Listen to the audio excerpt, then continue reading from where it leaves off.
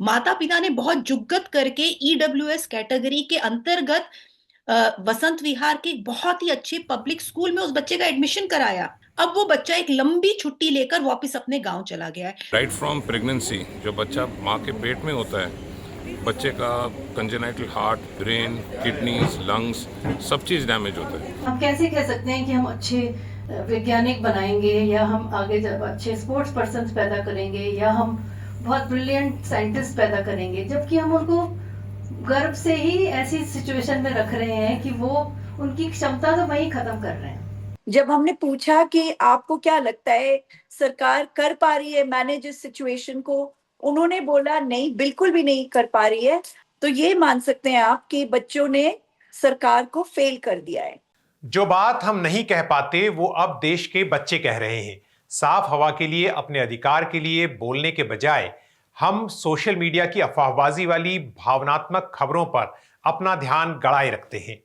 दूसरी ओर वो मुद्दे जो हमारे जीवन से जुड़े हैं उनकी अनदेखी होती रहती है।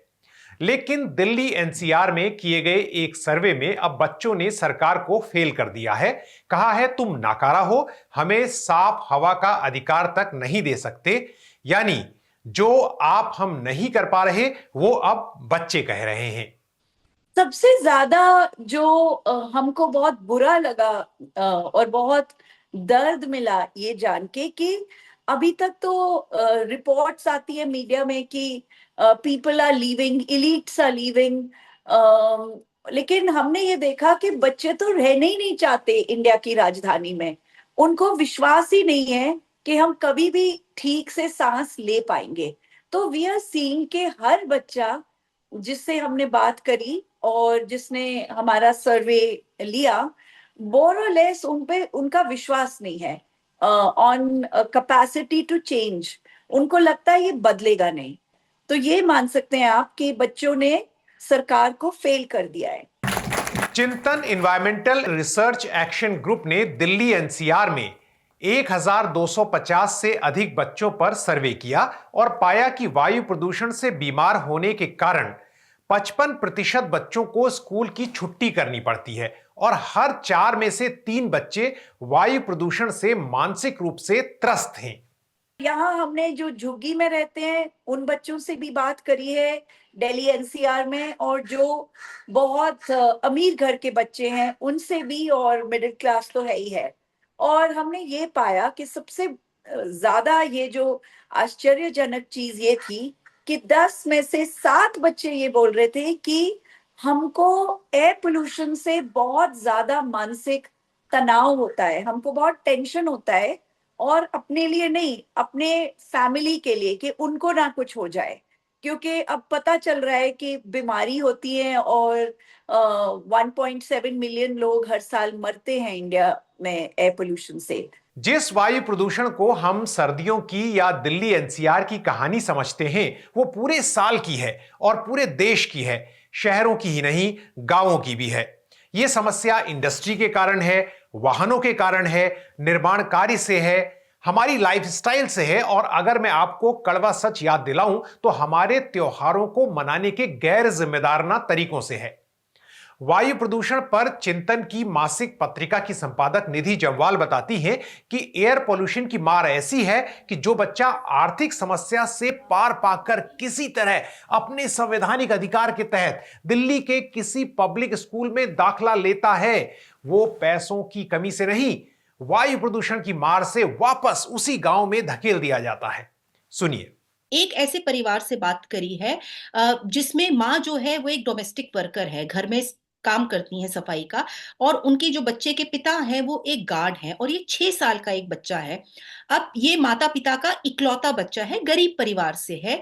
माता पिता ने बहुत जुग्गत करके ईडब्ल्यूएस कैटेगरी के अंतर्गत वसंत विहार के एक बहुत ही अच्छे पब्लिक स्कूल में उस बच्चे का एडमिशन कराया। वो प्रदूषण से इतना ज्यादा प्रभावित रहा है पिछले कुछ सालों में।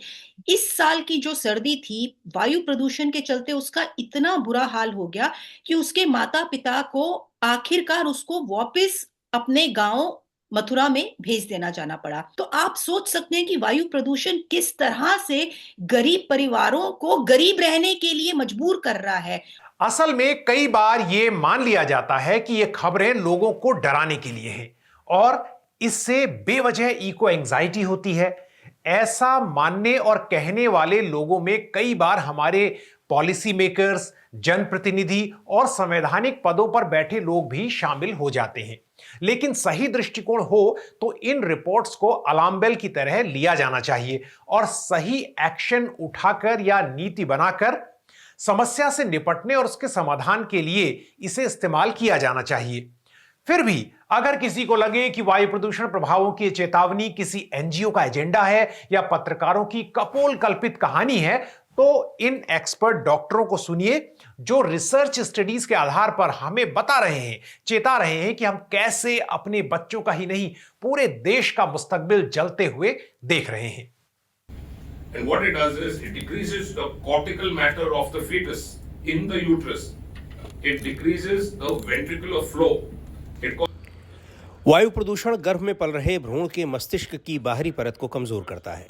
इससे हृदय में रक्त प्रवाह कम होता है, मां का रक्तचाप बढ़ता है। समय से पहले बच्चे का जन्म होना, जन्म के साथ खांसी, वीजिंग और एलर्जी हो सकती है। कम वजन और गर्भ में ही किडनी को क्षति, जन्मजात हृदय रोग, अंगों का न होना, एक ही किडनी और मूत्राशय का न होना। कल्पना कीजिए ऐसे बच्चे का किसी परिवार में जन्म क्षमा योग्य नहीं है।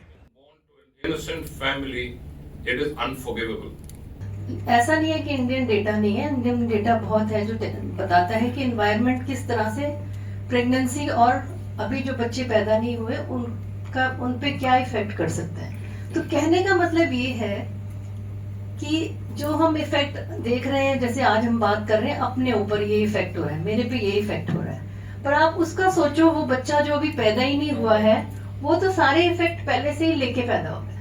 वो इफेक्ट तभी से शुरू हो गए जब वो गर्भ में आया और उसके बाद वो बच्चा ही बेचारा ऐसा पैदा हो रहा है। तो आप इमेजिन करो आपकी नेक्स्ट जनरेशन जो आ रही है, जैसे कि डॉक्टर साहब ने बताया कि वो क्या मतलब कैरेक्टरिस्टिक्स लेके आ रही है। हम कैसे कह सकते हैं कि हम अच्छे वैज्ञानिक बनाएंगे या हम आगे जब अच्छे स्पोर्ट्स पर्सन पैदा करेंगे या हम बहुत ब्रिलियंट साइंटिस्ट पैदा करेंगे, जबकि हम उनको गर्भ से ही ऐसी सिचुएशन में रख रहे हैं कि वो उनकी क्षमता तो वही खत्म कर रहे हैं।